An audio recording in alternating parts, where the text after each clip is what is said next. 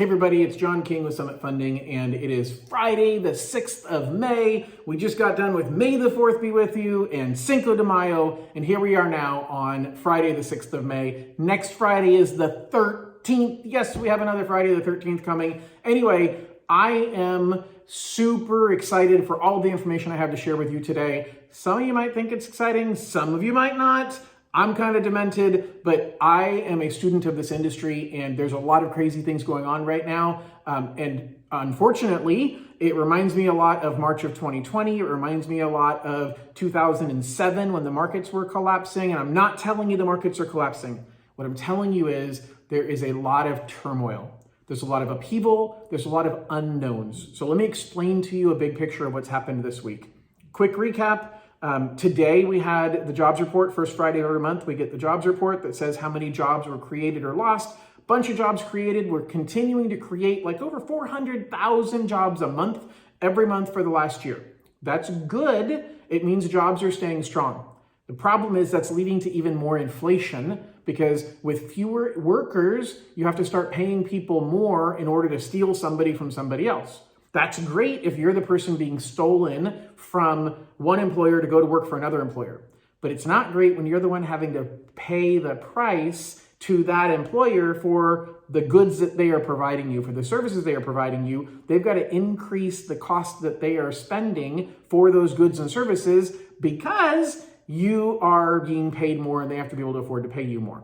So double-edged sword on the jobs report. Back up to Wednesday. Wednesday was the Fed meeting. Now, I got a story for you here and to help you kind of understand what's going on. The Fed on Wednesday increased interest rates by 0.5%. As I've said many times, no, the Fed does not control mortgage rates.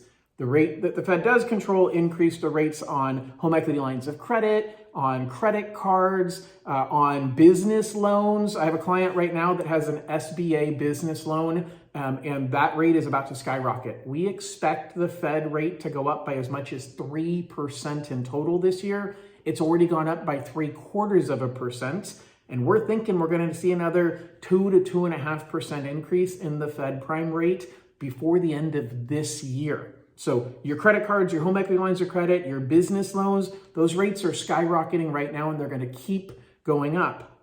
But that's the necessary pill that you have to take in order for the medicine to work, for us to cure the ailment we're dealing with inflation. Here's what I've said all along. Inflation is causing mortgage rates to go up. And we have had a significant rise in mortgage rates over the last 3 months, because we knew that that inflation was coming. We knew that the rates for everything was going to go up because of it, and mortgage rates went up already. I hope we're getting close to mortgage rates being done, but we have a new problem called illiquidity, and I'll explain illiquidity in a minute. What's happening right now, though, is the Fed is having to give us a dose of medicine that we don't want. The dose of medicine being the increase in the federal funds rate. And we don't want to take it. Just like my 10-year-old got an ear infection a month ago and she didn't want to take her medicine. And so if the doctor would have said, hey, you don't have to, you know what, I'll do a lower dose of this. Go ahead and just take Motrin in order to deal with your ear infection. She would have been happy because the medicine wasn't anywhere near as gross tasting. And so she was happy to not have to deal with that. But the truth is the Motrin wasn't going to solve the problem.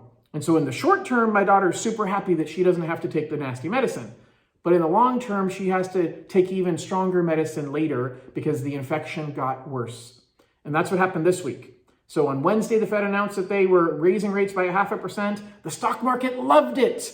The mortgage market loved it. Interest rates steadied for the first time and didn't go up every single day. And they actually got a little bit better, but they got a little bit better on Wednesday. The stock market took off and did an amazing job and went up significantly on Wednesday. And then Thursday and Friday, yesterday and today, everything went back to normal. The stock market tanked yesterday and today. The mortgage market got worse continually yesterday and today. And here's why. Because the Fed said, hey, we're only going to raise rates 0.75% right now. And we're only going to raise it about 0.5%. We're only going to raise rates 0.5% here in May. And in June and July's meetings, I promise you, we're only going to raise no more than 0.5%. Well, that sounds like, cool, I don't have to take the nasty medicine that you were going to give me of a higher rate increase. But we need that medicine. And the market is understanding that, wait, maybe the Fed might not be doing enough, which has been my fear all along. If the Fed is not doing enough, then the markets are not going to be happy, because once they realize this infection is not going away, we have a bigger problem. And that bigger problem is now becoming illiquidity. So liquidity is the movement of money.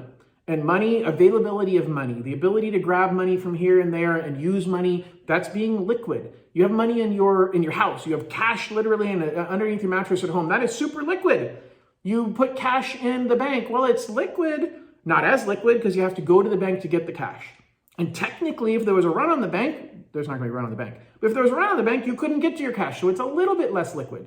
You invest money in a certificate of deposit, it's a lot less liquid. You could turn in the certificate, redeem it, but you'd have a penalty fee for redeeming it early. So that's an idea of liquidity. We're dealing with major liquidity issues in the markets because the markets don't know money is not moving around as much as it should. There was a week last month when the mortgage bond market, nobody was buying. And mortgage companies had a major problem because they need to sell those in order to fund the next loan. And if nobody's buying, you're in trouble. And I feel like we've got a shift right now going on in a lot of markets, and it's going to be hard to tell exactly how this is going to end up. What I can tell you is I'm going to keep you informed every step of the way. Right now, pay attention to the housing market because we're having a shift where we've got sellers that still think that the housing market is super, super hot, and they want to list their price for way more than what the last house sold for. Open houses are proving that in a lot of areas, we're not as busy as we were. We're not getting as much traffic into open houses as we were. That doesn't mean the market's going to crash. But buyers are thinking it is. And when the buyers start thinking about that, the buyers say, hey, I'm out. I just read an article yesterday, that said that more Americans think this is a horrible time to buy a home. That's because people are afraid. They see the word recession and they say, oh my gosh, there's a recession coming. That means that we're going to see housing crash because the last time there was a major recession in 2007, housing crashed. Well, actually, we had a recession in 2020 and housing didn't crash. And we've had many other recessions that housing didn't crash. What's going to happen, in my opinion, is we're going to have an illiquid summer. We're going to have even less transactions happening this summer because we're going to have sellers that aren't willing to drop their price on average, buyers that aren't willing to write offers or be as aggressive because they're afraid we're at the top of the market. But here's what's going to break. First of all, the sellers are going to have to get more realistic, and the ones that need to sell. Buyers are going to realize, wait a second, if I don't buy, then my landlord is now in control. My landlord is going to control continuing to increase my rents because now there's 7 people wanting to rent my place instead of 3. So the landlord can significantly increase rents, and inflation on rents is significant right now. That's going to keep demand coming into the housing market. That's going to be what's going to solve the buyers saying, okay, I don't want to, but I need to buy, because ultimately as rents keep going up, it's going to be cheaper to buy a home than it is to rent if everybody decides I'm not buying.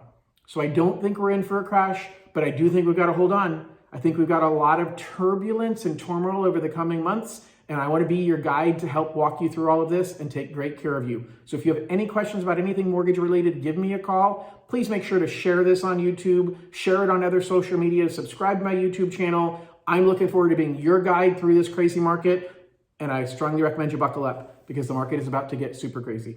All right, we'll talk to you soon. Bye-bye.